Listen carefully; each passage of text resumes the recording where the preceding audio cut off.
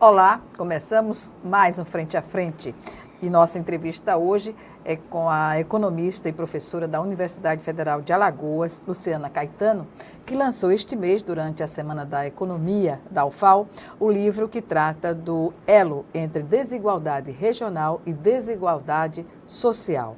Um livro que é fruto da tese de doutorado da professora Luciana Caetano, defendida na Universidade Estadual de Campinas, a Unicamp, em São Paulo.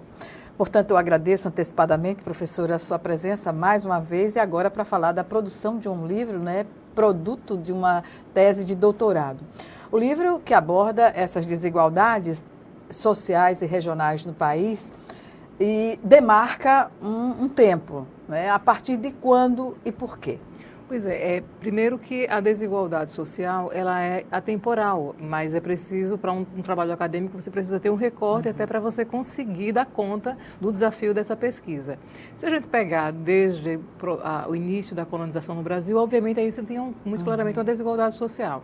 O que a gente vai mostrar é que a transição do modelo agroexportador, que vai se dar ali na década de 30, depois da crise do café, para o modelo industrial, ele não vai atenuar essas desigualdades, mas ao contrário, ele vai aprofundá-las por vários mecanismos. Um deles é exatamente a intervenção do Estado Nacional na implantação de um modelo de substituição de importação, concentrando todo o esforço do Estado Nacional na região sudeste, tanto na parte de infraestrutura, como também na construção de uma indústria de base que era fundamental para estimular o processo de industrialização no país. Então, isso, de um certo modo, vai também definindo a divisão regional do trabalho no país, fazendo com que o Nordeste, Norte e Nordeste, mas principalmente o Nordeste, seja um grande exportador de matéria-prima e de mão de obra e seja um grande mercado consumidor.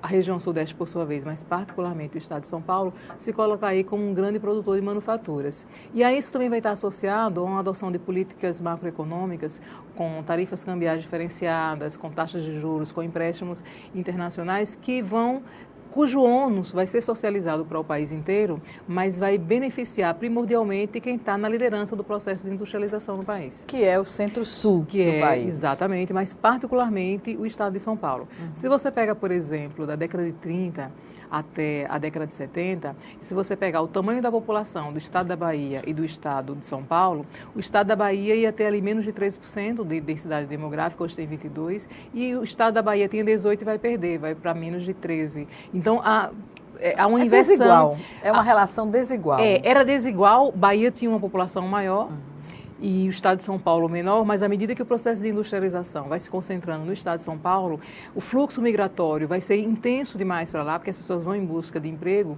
e isso também vai definir a concentração da produção de riqueza, ou seja, em 1970, só o estado de São Paulo detinha 58% de toda a produção industrial do país. Ou seja, um estado apenas, você tem 26, mais o DF, um apenas concentrava quase 60% da produção industrial. Considerando que a riqueza ela vai se distribuir em salários, lucros e receita fiscal, obviamente que o lugar onde produz mais, você tem também proporcionalmente uma distribuição proporcional dessa riqueza entre aqueles que compõem aquele espaço. Então, essa riqueza vai estar concentrada lá sobre todos os aspectos, na capacidade de acumulação de capital, assim como na distribuição de massa salarial. E também das condições sociais, educacionais. Por exemplo, a senhora que defendeu, que trabalhou a sua tese de doutorado num estado, como a senhora revelou aqui, mais beneficiado do ponto de vista da industrialização e, no caso, Campinas, que é um centro desenvolvido já para o estado de São Paulo, qual é, na prática, a sensação comparativa de estar no Nordeste, em Alagoas e em Campinas? Pois é, a percepção que você tem quando você habita os dois mundos, ela é muito mais acentuada.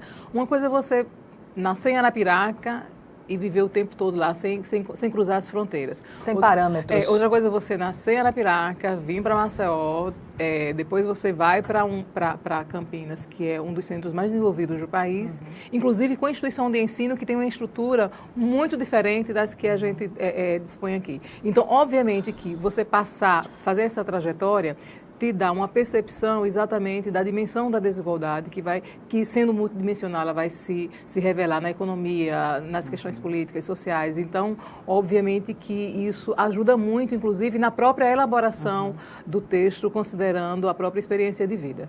Os desafios que precisam ser enfrentados para, digamos assim, reduzir ao menos essas desigualdades. Isso é colocado no livro também? Sim, sim. E aí a gente faz isso com um outro resgate importante, que é a implantação do Estado Social no Brasil na década de 30, com a implantação do Estado Novo, e mais tarde com a CLT, que é um elemento importante dentro da construção do Estado Social. E aí você vai ter a Previdência Social e também você vai ter, depois disso, a liberação de linhas de crédito para o sistema habitacional. Então, você vai ter ali da década de 30 até a década de 80 um avanço de forma tímida ainda do Estado Social, mas o Estado Social no Brasil, ele nasce muito seletivo, embora ele nasça numa perspectiva de você atenuar os desequilíbrios que são produzidos dentro da própria lógica de reprodução de capital, e essa lógica de reprodução vem tanto entre as diferenças entre indivíduos, comunidades de produção e entre as regiões. Então, você tem a implantação do Estado Social, que, sendo seletivo, ele vai contemplar uma parcela muito pequena da população, mas principalmente a população urbana. Então, a população rural fica de fora e quem não está inserido no mercado de trabalho também fica de fora. Ou seja, cada vez mais distante exatamente. Da universalidade, do acesso aos bens. Não é, exatamente. Consumo. O Estado Social nasce seletivo com alcance muito curto. Ele vai contemplar trabalhadores da área urbana. Obviamente que você não pega aí nem 30% da população brasileira, considerando que na década de 30 a área urbana, o processo de urbanização estava em curso, estava ainda no estágio de transição, no estágio incipiente. E quando é que a gente vai conseguir avançar um pouco mais do ponto de vista legal no que diz respeito à consolidação do Estado Social? Com a Constituição de 1988. Então a gente faz esse resgate, mostrando a trajetória da evolução do Estado Social no Brasil, que se consolida do ponto de vista como aparato legal com a Constituição Cidadã, que é a Constituição de 1988, que vai universalizar os direitos essenciais à vida, como saúde e educação, cria a Seguridade Social, que está sendo desmontada hoje, mas ela foi uma conquista ali na Constituição de 1988. Entretanto, considerando que ela nasce um pouco antes da implantação do neoliberalismo no Brasil, que é a década de 90. Então, ela encontra um ambiente refratário à sua implantação, de uma forma mais efetiva. E aí a gente vai mostrar o ponto de inflexão na trajetória do Estado Social no Brasil, exatamente nos governos Lula e Dilma, que é ali no início do século XXI, em 2003, quando você vai, na verdade, mantém um modelo ainda neoliberal, no que diz respeito à política macroeconômica, mas numa tentativa da inclusão social através da elevação do gasto social e de alguns investimentos em áreas estratégicas, numa perspectiva de inserir cada vez mais pessoas. Inclusão digital, acesso à habitação, acesso a escolas. Então, há um movimento importante dos governos Lula e Dilma ali no início do século XXI, e isso, de um certo modo, vai reduzir de uma forma substancial o grau de desigualdade no Brasil, que pode ser percebido através do índice de Gini, através da melhora do avanço do índice de desenvolvimento humano. Então, a gente vai trazer esses elementos, esses indicadores sociais e econômicos, mostrando exatamente como se dá esse avanço a partir de políticas direcionadas a esse propósito. Pois é, políticas direcionadas, inclusive, colocadas, estudadas e aprimoradas no conceito de bases sustentáveis, né, professor? Exatamente. E se você me permite complementar, Gorete, por gentileza, que você falou assim, se há uma proposta de enfrentamento a essas desigualdades, uma delas é através do gasto social, mas uma coisa que a gente ressalta com muita tranquilidade no livro, embora eu compreenda que o gasto social ele é imprescindível, considerando o grau de desigualdade que o Brasil enfrenta, que é diferente da desigualdade social no Canadá, na Inglaterra, nos Estados Unidos, na Suíça. Qual a característica do Brasil em relação a esses países desenvolvidos? Porque estamos na condição de país em desenvolvimento. Não, o problema é que a gente demora muito mais tempo a implantar a substituição do trabalho escravo pelo trabalho assalariado. No Brasil, há desigualdades que são muito acentuadas em função da própria trajetória do desenvolvimento regional. Você pegar, por exemplo, o fluxo migratório de imigrantes europeus ali na região sul, a chegada também de empreendedores que vêm com um perfil diferente das velhas oligarquias implantadas na região nordeste, que aí, segundo o Wilson Cano, a transição não se dá do mesmo modo entre sul e Nordeste, exatamente em função das oligarquias não facilitarem a transição do modelo agroexportador para o modelo industrial, considerando que isso poderia resultar numa perda de poder político e econômico naquela região. Isso remonta à questão da cana-de-açúcar. Sim, da cana-de-açúcar primordialmente. Vai ter o cacau, vai ter a cana, mas a cana-de-açúcar principalmente. É determinante. Que ela vai, inclusive, na década de 30 ali... O monopólio, digamos assim. Na década de 30 vai ser criado o IAA, exatamente como uma forma de você proteger esse setor, ou seja, você cria uma instituição de melhoramento genético para dar suporte à pesquisa e permitir que esse setor sobreviva sem grandes problemas, apesar das adversidades que são provocadas pelo próprio mercado internacional. Mas o importante na tua pergunta com relação ao enfrentamento, além do gasto social, é principalmente a infraestrutura. E aí uma coisa que a gente coloca como condição, observando a própria história, ou seja, se o que distancia a região Nordeste do Centro-Sul é a infraestrutura que é organizada, que é protagonizada pelo Estado Nacional, através da criação da Petrobras, Companhia Siderúrgica Nacional, Vale do Rio Doce, investimentos em distribuição de energia elétrica, sistema de comunicação. Então, toda a infraestrutura mais sofisticada, mais robusta, inclusive investimentos em ciência e tecnologias, em instituições que hoje são as melhores da América Latina, inclusive, que estão ali na região Sudeste. Isso faz uma diferença muito grande. E como a senhora vê hoje, né, no atual governo, esses bens estarem sendo vendidos? Pois é, eu vejo com enorme pesar, considerando que a população toda... Privatizados. A população toda pagou muito caro por isso. Assim, o Estado capitalista que nasce no Brasil ali na década de 30, já no governo de Getúlio Vargas, ele teve uma importância muito grande para o desenvolvimento do país, considerando a aversão ao risco dos investidores privados, e isso foi fundamental para dar sustentação ao processo de industrialização. E hoje, esses ativos que teriam um preço de mercado muito elevado foram vendidos na época, na década de 90, no governo de Fernando Henrique Cardoso, a preço irrisório, e hoje o que resta está sendo novamente entregue a preços que estão muito abaixo do preço de mercado, a exemplo do rateio do pré-sal, a exemplo da Eletrobras, a exemplo de outras tantas, e outras que estão na lista, como o Banco do Brasil, Caixa Econômica, Correios. Então, assim, a gente tem uma... Pois não. A gente tem risco aí, uma perda importante de receita do Estado Nacional a partir da produção de bens econômicos. Pois é, e se a gente for comparar os países desenvolvidos com o protecionismo que há de áreas estratégicas, o Brasil está fora dessa perspectiva?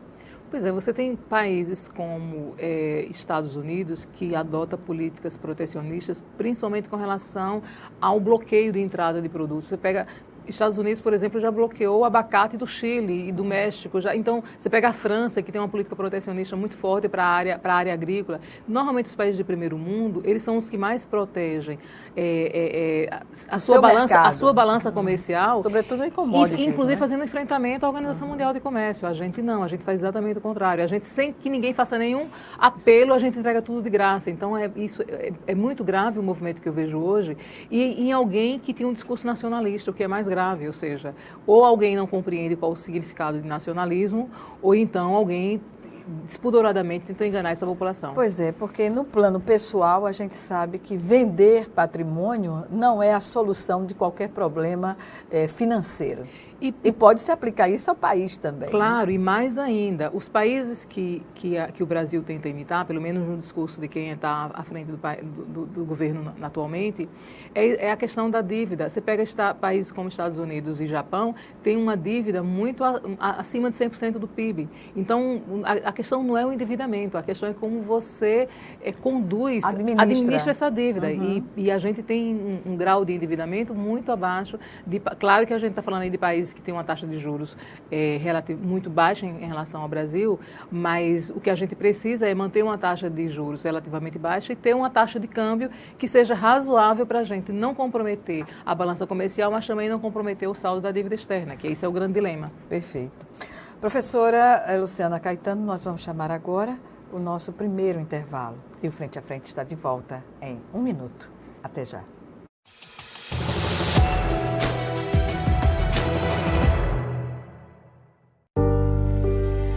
Minha filha deixou um vazio tão grande na família. Que só quem passou por isso na família ou próximo sabe como que é, né? Foi um dos momentos mais difíceis da minha vida.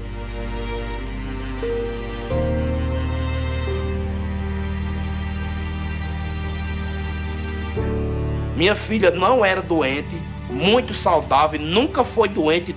E pelo mosquito, minha filha se foi. Ele não conseguia mais trabalhar por causa das dores e em cima da cama. A renda que sustentava a casa dele com a minha mãe, essa renda parou, né? Mas assim, ela ainda não anda, ela não senta, ela não fala. Eu, graças a Deus, ainda tenho a minha filha comigo. O perigo é para todos, o combate também. Faça a sua parte. Com ações simples, podemos combater o mosquito. Ministério da Saúde, Governo Federal.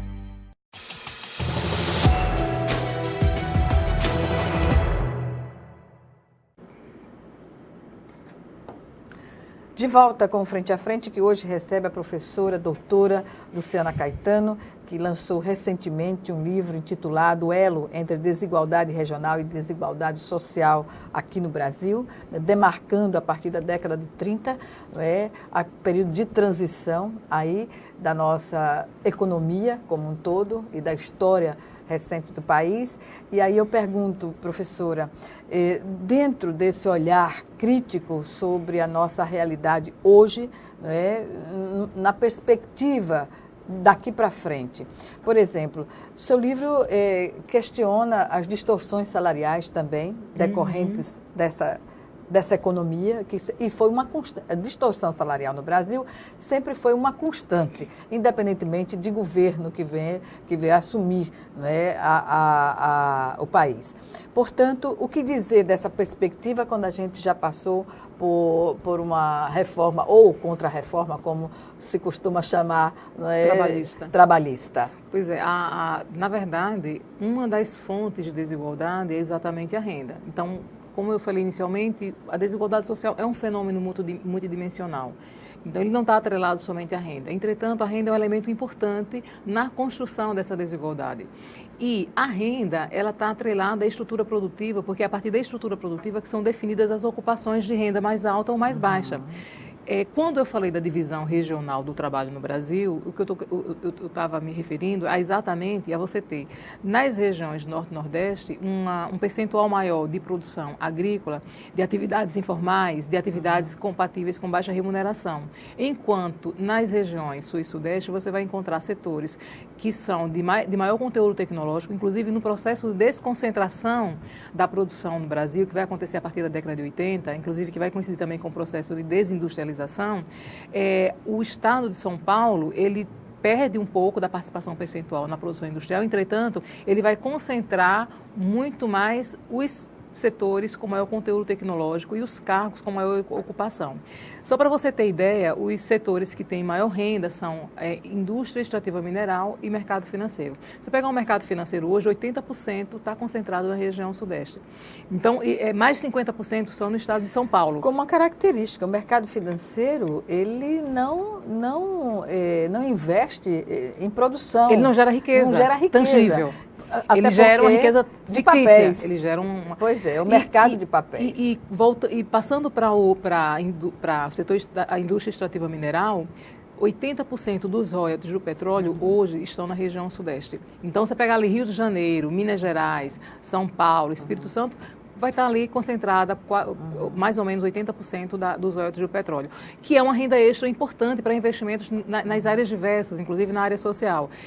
Mas, só para fechar esse raciocínio com relação à desigualdade de renda, é importante considerar que, apesar do Fundo de Participação de Estados e Municípios, a gente não consegue fazer uma compensação dessa desigualdade de riqueza que é concentrada na região sudeste e as ocupações que lá são compatíveis com cargos de maior renda, na verdade, ela está, de um certo modo, atrelada à configuração da estrutura produtiva no país, ou seja, quem concentra o quê? Então, há uma divisão regional, inclusive dentro dessas cadeias produtivas organizadas nacionalmente, compreende? Então, isso, de um certo modo, vai influenciar sobre as desigualdades de renda. E a classe política, nesse contexto, na região Nordeste, para combater essas desigualdades regionais, há algum movimento ou haveria a proposta de algum movimento de unidade na região para fazer esse enfrentamento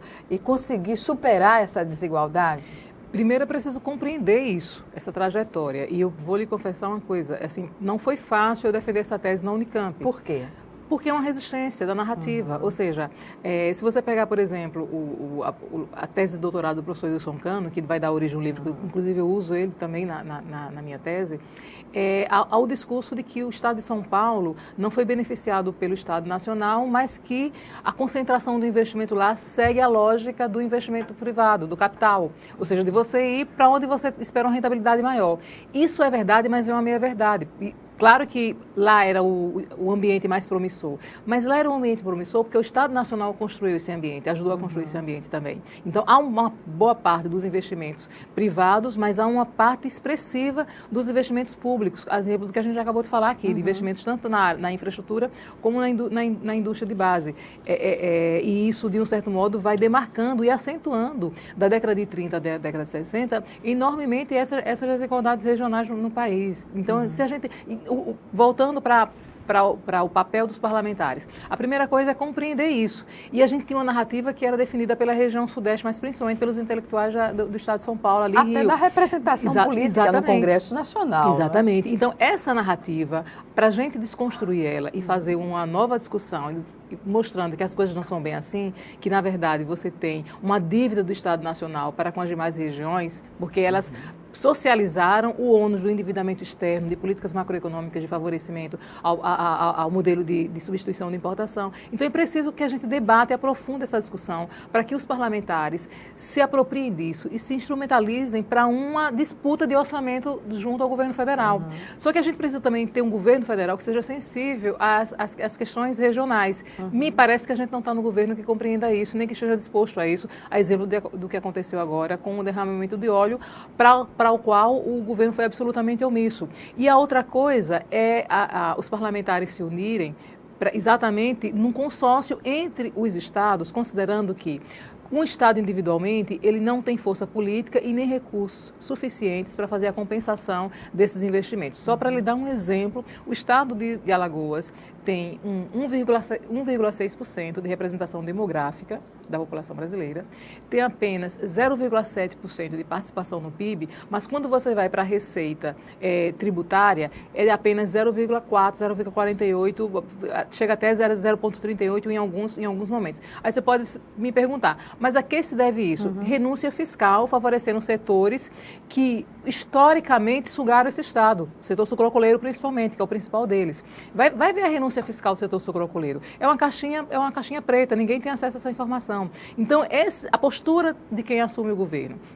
Eu não estou falando do governo atual apenas, não. Estou falando de décadas de história. E a baixa capacidade de arrecadação pela própria estrutura produtiva, na verdade, inviabilizam qualquer investimento de grande monta que possa tornar o Estado de Alagoas um Estado atrativo para investimentos de grande, para investimentos de grande porte. E mais ainda, nós também não temos ainda renda para justificar investimentos de alguns setores aqui mesmo no setor de serviço, a gente não tem. É uma situação difícil de se tem um outro elemento vencer, tem um outro elemento importante. Se você pegar o investimento das últimas 8 décadas em ciência e tecnologia e na estruturação das universidades nas regiões sul e sudeste e nas regiões norte e nordeste, há um disparate e você pode observar isso pela produção acadêmica.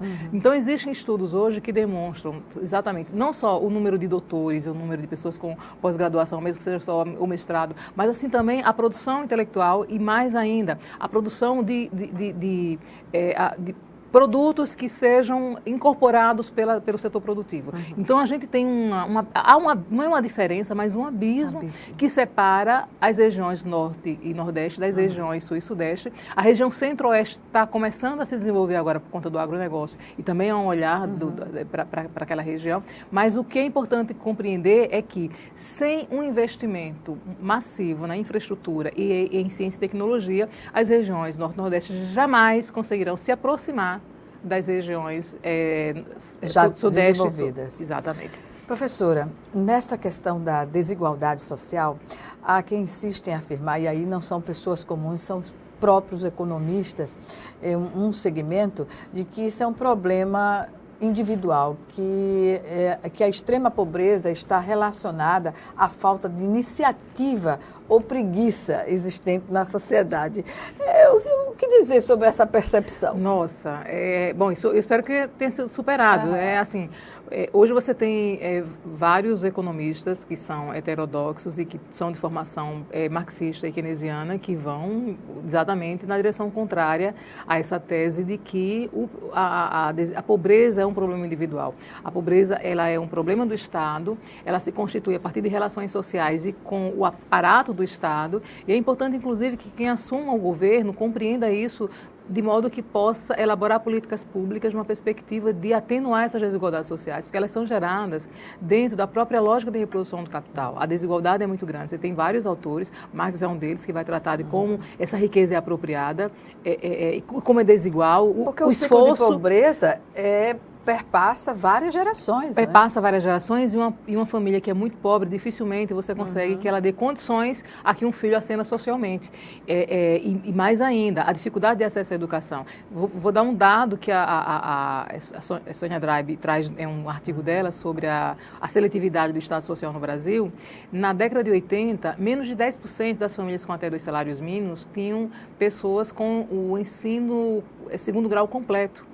Então, a gente tem ainda uma exclusão muito grande a partir do não acesso à educação. Se pegar a geração acima de 40 anos, a taxa de analfabetismo ela é elevadíssima. A média no estado de Alagoas era de 20 e caiu para 18. Mas se você pegar a população com 40 anos ou mais, é elevadíssima isso, o que vai definir também a renda das pessoas. Então é importante que o Estado compreenda a trajetória do Estado Social, como ele foi construído, como funciona... E faça compensações, faça compensações. Sociais também. E eu vou além, não é só a compensação através de transferência direta de renda, não, porque o gasto social, ele é importante, mas ele não é suficiente.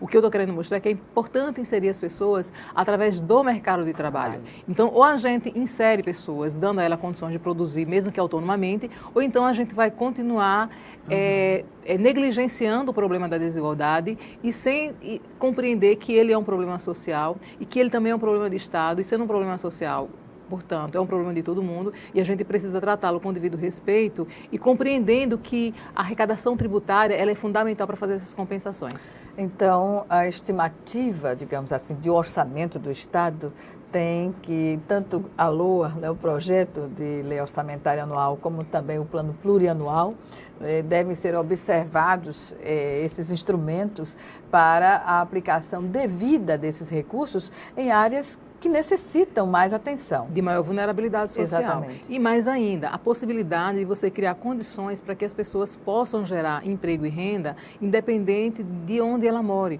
Existem áreas mais periféricas que elas são mais desassistidas. E para você construir um processo de desenvolvimento em bases sustentáveis, é importante que você tenha um olhar humanístico e você vai exatamente fazer a intervenção das pessoas mais precisas, não somente na capital. Para não gerar mais diferenças. Mais desigualdade. Pois bem, vamos chamar agora o nosso segundo e último intervalo. Já já estaremos de volta.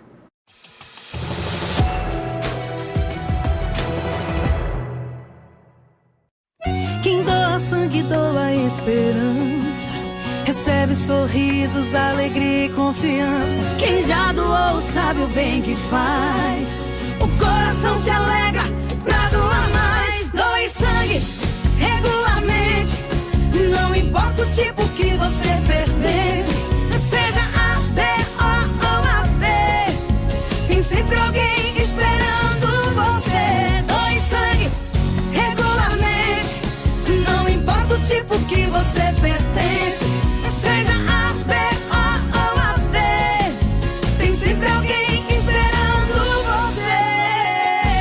doação pode beneficiar até 4 vidas. Por isso é importante que todo doador continue com este ato de bondade sempre. Procure um hemocentro e seja um doador regular.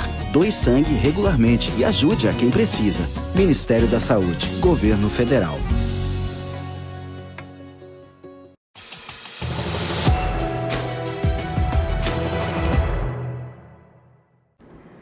Estamos de volta para o último bloco do Frente a Frente, infelizmente, né, que hoje está recebendo a economista, professora da Universidade Federal de Alagoas, Luciana Caetano, ela que lançou este mês, durante a Semana da Economia da Universidade Federal de Alagoas, o livro O Elo entre Desigualdade Regional e Desigualdade Social, fruto da sua tese de doutorado defendida na Unicamp. Portanto, professora, dentro dessa relação, o que dizer da subordinação dos estados periféricos nessa questão? O modelo de integração regional que é implantado no Brasil na década de 30, ele já coloca as regiões Norte e Nordeste em condição de subordinação. Né? Na verdade, as 4, elas entram na condição de subordinação. A região Sudeste é que era o centro dinâmico da economia nacional, mas particularmente o estado de São Paulo. E o papel era esse. O que caracteriza a subordinação? No papel que estava destinado a cada região, definindo ali um pouco a divisão regional dentro das cadeias produtivas que vão se organizando a partir dali da década de 30. E as regiões periféricas, a sua produção ou a sua vocação, como assim também é chamada, ela vai ser definida exatamente em função das demandas que vão sendo apresentadas pelo centro dinâmico. Então, isso caracteriza, na verdade, o processo de subordinação. E esse processo de subordinação, ele vai, pouco a pouco, acentuar e cada vez mais as desigualdades entre essas regiões no que diz respeito à participação delas no PIB nacional. Se você pegar, por exemplo, na década de 70, um pouco antes da década de 70, a participação do estado, da região Nordeste inteira, no PIB do país, juntando os 4 estados, era de 5%.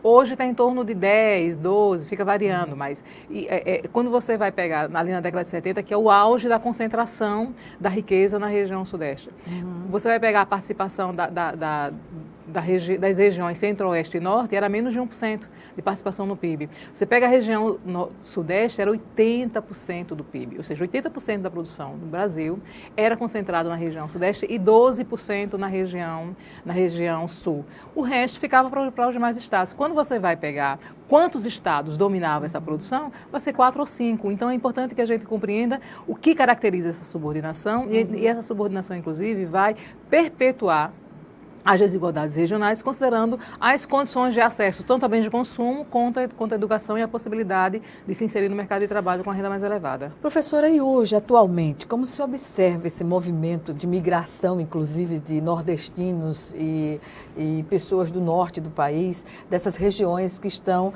nessa condição de desigualdade social e regional?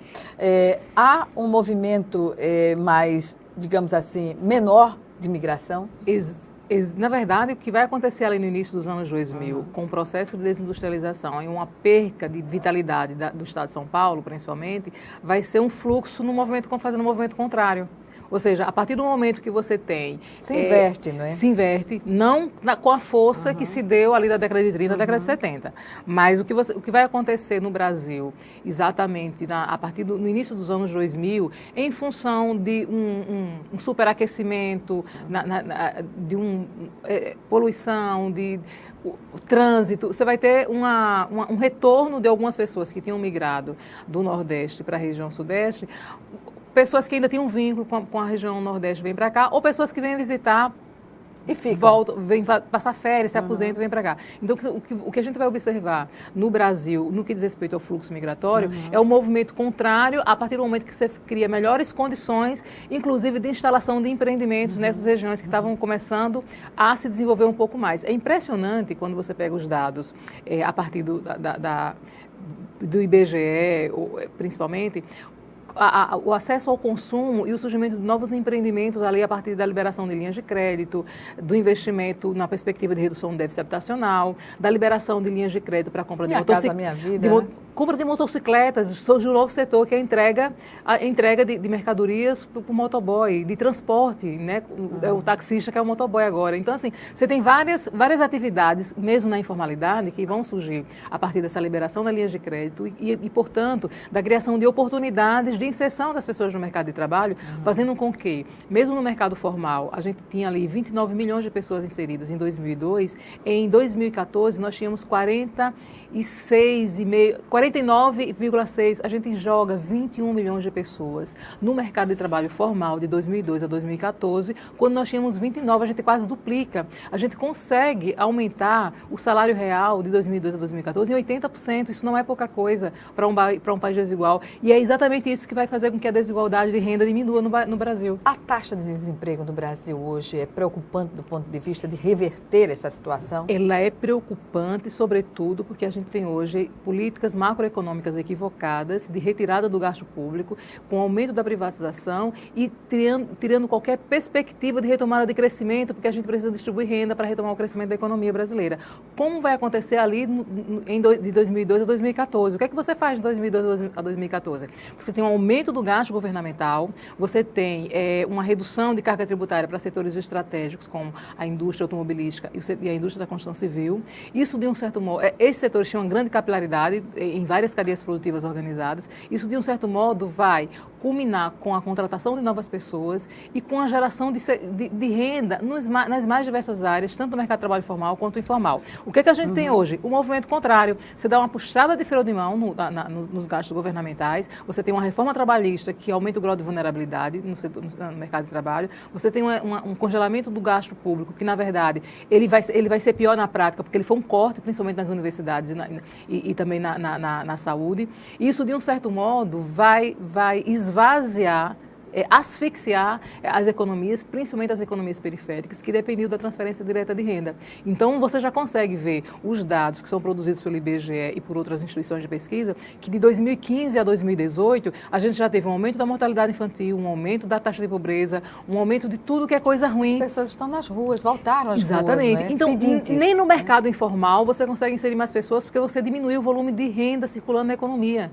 Você não tem como recuperar a economia se você não distribui renda. Eu tenho um país de dimensão continental com uma população de 210 milhões de pessoas, com uma concentração de renda brutal que tende a se agravar com essa reforma previdenciária que acabou de ser aprovada agora no segundo turno no Senado. Ou seja, as perspectivas para o futuro são muito ruins para quem é pobre. Vai desaparecer do mapa pela abreviação da morte dessas pessoas. O pobre não vai poder manter a capitalização da sua aposentadoria, né? Não, e mais grave, além disso, eu tenho vários amigos que faleceram antes de 60 anos, nos últimos 2 anos, vários, e pessoas de classe média, não são pessoas pobres. Mais do que isso, a gente tem um corte significativo na educação, que é um instrumento importante de emancipação do indivíduo e de desenvolvimento de um país. A gente tem uma política hoje adotada no país equivocada para quem pretende fazer consolidar um processo de desenvolvimento. A gente hoje, nem o crescimento econômico se sustenta e mais ainda. Tudo que tem sido feito na área social, na área ambiental, na área econômica é equivocada e vai na direção contrária à construção de um processo de desenvolvimento para uma nação. O que caberia aos dirigentes do Nordeste, aos governadores, né, às bancadas federais, no sentido de minimizar os efeitos, né, desastrosos dessa economia para a região? O ideal seria que tivesse projetos que pudessem ser encaminhados para o Congresso Nacional numa perspectiva de a gente, pelo menos, revogar algumas reformas que foram recentemente aprovadas e a gente ter emendas parlamentares com projetos importantes de desenvolvimento e de uma forma consociada. Mas não poderia fazer, de uma forma consociada seria o ideal. O ideal, porque nenhum tem força política para sozinho. Para unificar a bancada do Norte-Nordeste. Exatamente. Seria uma forma. E seria a única forma. Não existe saída para as regiões Norte-Nordeste, senão por um instrumento político de força e individualmente nenhum é capaz de fazer isso. Não existe. Um movimento unificado. A região Sudeste é muito forte e tem demonstrado isso ao longo de mais de um século. Ou a gente consegue compreender isso e usar a estratégia certa, ou a gente vai continuar comendo poeira. Agora, como cientista política e econômica, eu pergunto, o que falta aos dirigentes políticos dessas duas regiões para não ter ainda agido nessa direção? Falta de percepção. O problema é que você não tem uma formação adequada, né? Com todo respeito, eu não estou achando que você tenha que condicionar, mas eu acho que na hora que você se propõe a ser um parlamentar, a ser um gestor, você tem que se qualificar para compreender quais são os problemas da sua região e onde você pode intervir. E se você não tem competência para isso, chama a universidade. Então, assim, onde se produz... na fonte da academia. Da academia. Não existe nenhum país do mundo se desenvolveu sem beber do que é produzido nas universidades. Então, é importante que a gente compreenda isso. Estabeleça relações mais estreitas com a universidade, veja onde precisa pesquisar, onde precisa desenvolver, porque, primeiro, que você às vezes não tem nem a formação acadêmica, então é mais difícil ainda. Então, falta a percepção, inclusive, de buscar ajuda, de compor equipes tecnicamente qualificadas para ter bons projetos, porque, assim, o problema existe.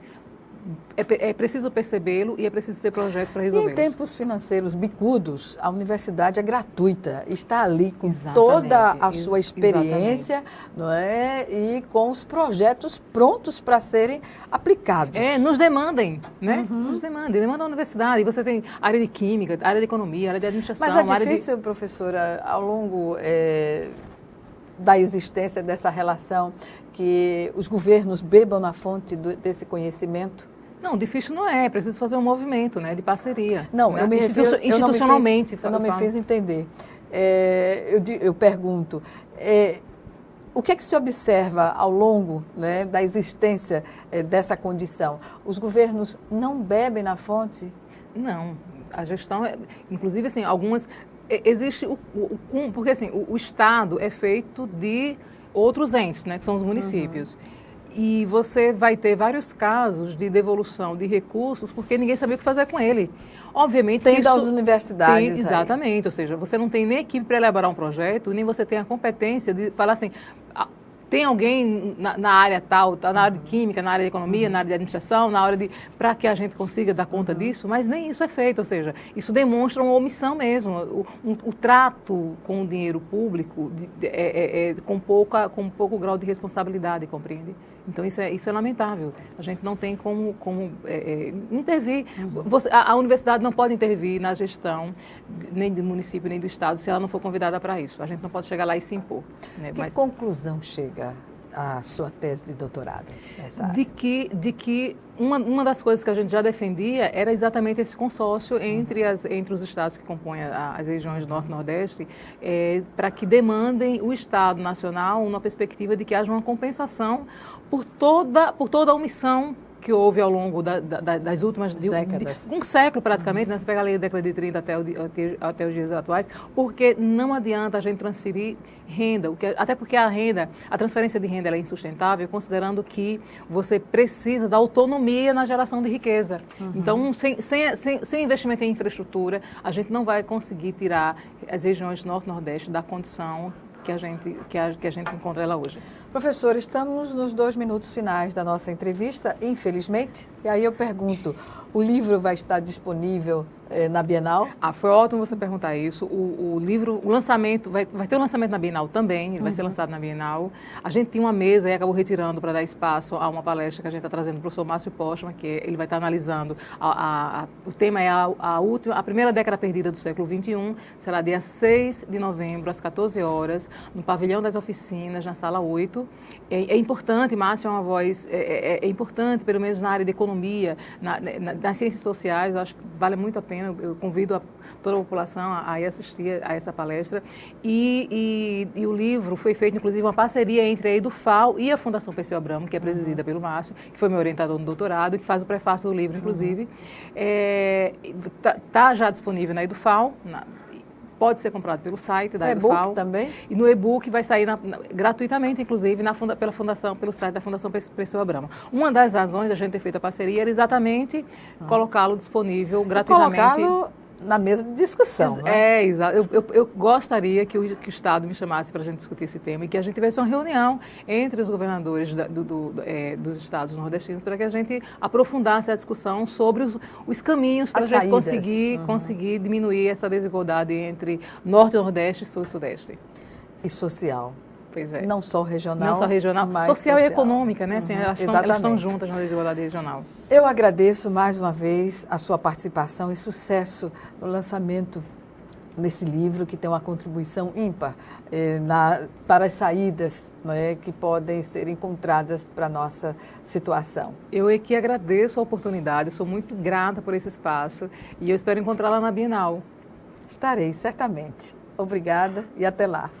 Obrigada a você também que nos assistiu e até o nosso próximo encontro aqui, frente a frente, também com você.